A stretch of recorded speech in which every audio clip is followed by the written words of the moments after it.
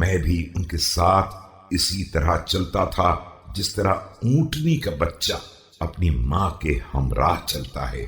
وہ روزانہ میرے سامنے اپنے اخلاق کا ایک نشانہ پیش کرتے تھے اور پھر مجھے اس کی اقتدا کرنے کا حکم دیا کرتے تھے۔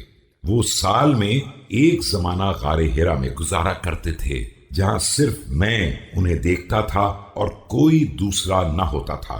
ولم يجمع بيت واحد يومئذ في الإسلام غير رسول الله صلى الله عليه وآله وخديجة وأنا ثالثهما أرى نور الوحي والرسالة وأشم ريح النبوة۔ اس وقت رسول اکرم صلی اللہ علیہ وآلہ وسلم اور خدیجہ سلام اللہ علیہا کے علاوہ کسی گھر میں اسلام کا گزر نہ ہوا تھا، اور ان میں کا تیسرا میں تھا۔ میں نور وحی رسالت کا مشاہدہ کیا کرتا تھا اور خوشبو رسالت سے دماغ کو معطر رکھتا تھا۔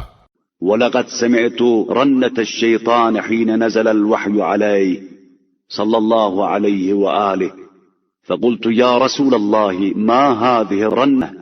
میں نے نزول وحی کے وقت شیطان کی چیخ کی آواز سنی تھی اور عرض کیا تھا، یا رسول اللہ یہ چیخ کیسی ہے؟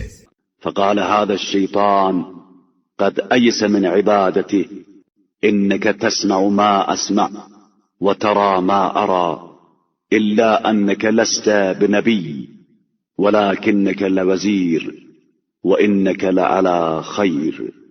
تو فرمایا کہ یہ شیطان ہے جو آج اپنی عبادت سے مایوس ہو گیا ہے۔ تم وہ سب دیکھ رہے ہو جو میں دیکھ رہا ہوں، اور وہ سب سن رہے ہو جو میں سن رہا ہوں، صرف فرق یہ ہے کہ تم نبی نہیں ہو، لیکن تم میرے وزیر بھی ہو اور منزل خیر پر بھی ہو۔